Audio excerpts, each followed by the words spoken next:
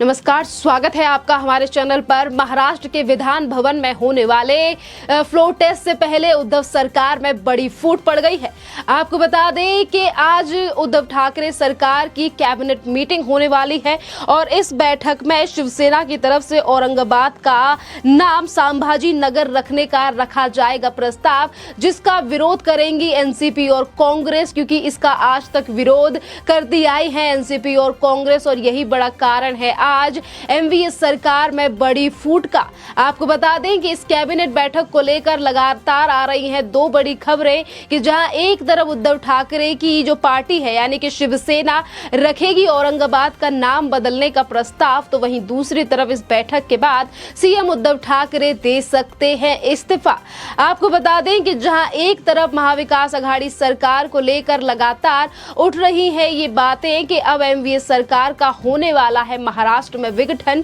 तो वहीं दूसरी तरफ ये बड़ी फूट जो अब महाविकास अघाड़ी सरकार में पड़ती हुई नजर आ रही है, इसका बड़ा खामियाजा भुगतना पड़ सकता है कल तीनों ही पार्टियों का, जिस समय पर कल होने वाला है महाराष्ट्र के विधान भवन में फ्लोर टेस्ट। और वहीं हम आपको बता दें कि एनसीपी के 4 बड़े नेता नहीं शामिल हो पाएंगे फ्लोर टेस्ट में, नहीं कर पाएंगे अपना वोट कास्ट। और ये 4 नेता कौन से हैं उनके नाम भी हम आपको बता देते हैं। इसमें पहला नाम है छगन भुजबल, दूसरा है अजीत पवार और तीसरे हैं अनिल देशमुख और चौथे हैं नवाब मलिक। 2 नेता छगन भुजबल और अजीत पवार को है कोविड और इसीलिए वो हैं आइसोलेशन में और नहीं आ सकते हैं वो विधान भवन अपना वोट कास्ट करने के लिए। और वहीं बात अगर की जाए नवाब मलिक और अनिल देशमुख की, तो ये दोनों नेता जो कि एनसीपी के बड़े नेता हैं, बड़े पदों पर रह चुके हैं और ये दोनों हैं अभी जेल में बंद, इसी कारण ये नहीं दे पाएंगे अपना वोट।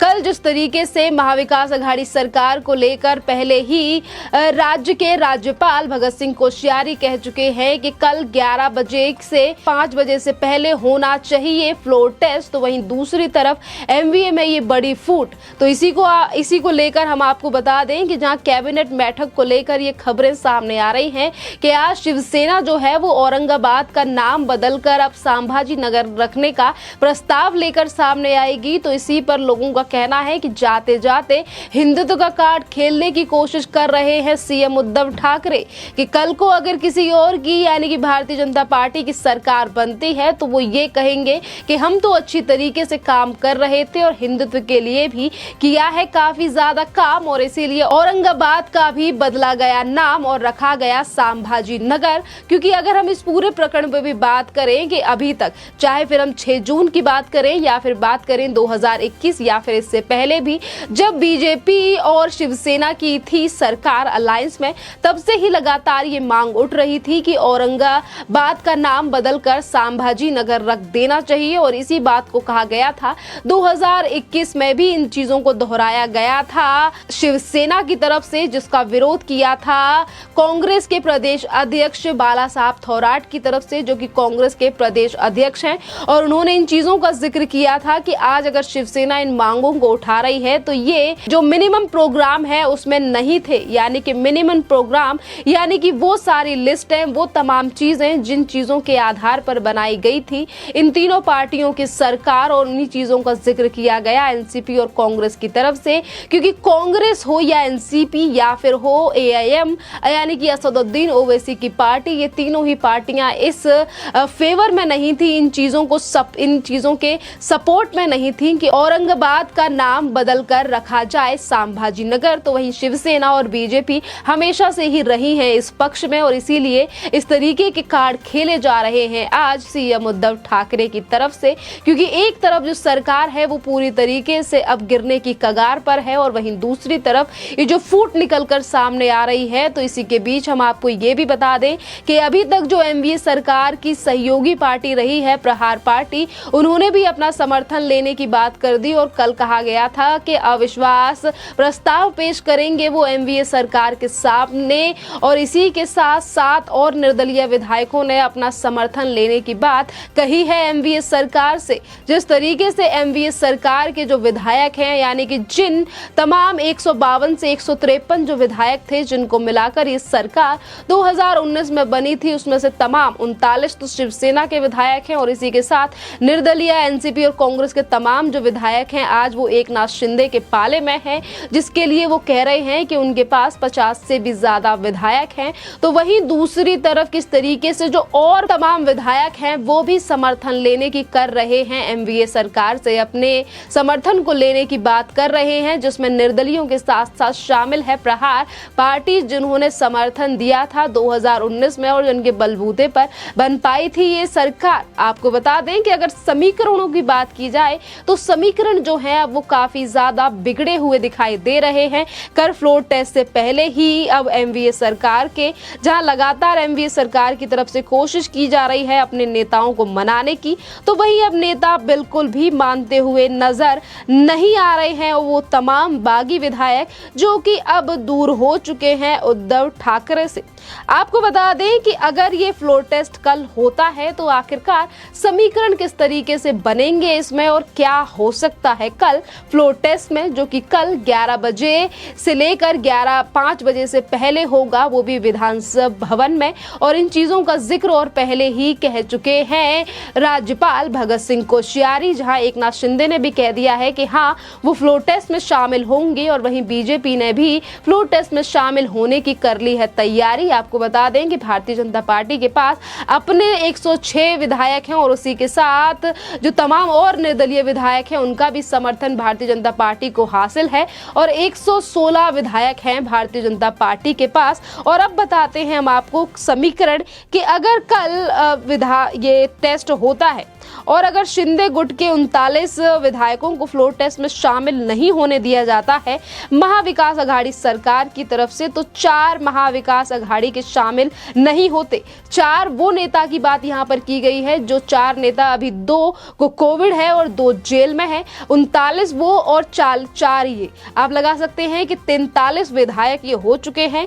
और अघाड़ी के शामिल नहीं होते तो बहुमत के लिए सिर्फ 121 विधायकों का आंकड़ा चाहिए होगा। ऐसी स्थिति में बीजेपी के 113 विधायकों के साथ साथ 16 निर्दलीय और अन्य विधायक भी साथ खड़े हैं। इस तरीके से एनडीए का आंकड़ा 129 पर पहुंच सकता है, जबकि उद्धव सरकार सदन में बहुमत साबित नहीं कर पाएंगे। जी हां, ये जो आंकड़े जिस तरीके से सामने आ रहे हैं कि 39 जो शिवसेना के विधायक हैं वो ऑलरेडी पास है एकनाथ शिंदे के, जिनका आंकड़ा अभी जिस तरीके से जो विशेषज्ञ हैं, जो राजनीतिक विश्लेषक हैं, उनका जो आंकड़ा है वो यही चीजें बता रहा है। पर इसी के साथ आपको ये बता दें कि ये आंकड़ा इससे भी ज्यादा भारी पड़ सकता है उद्धव सरकार को, क्योंकि जहां एक तरफ विशेषज्ञों का कहना है कि 39 विधायक शिवसेना के, तो वहीं एकनाथ शिंदे का कहना है कि उनके पास 50 से ज्यादा विधायकों का समर्थन होगा कल फ्लोर टेस्ट के समय पर। और अगर उनके 50 विधायक होते हैं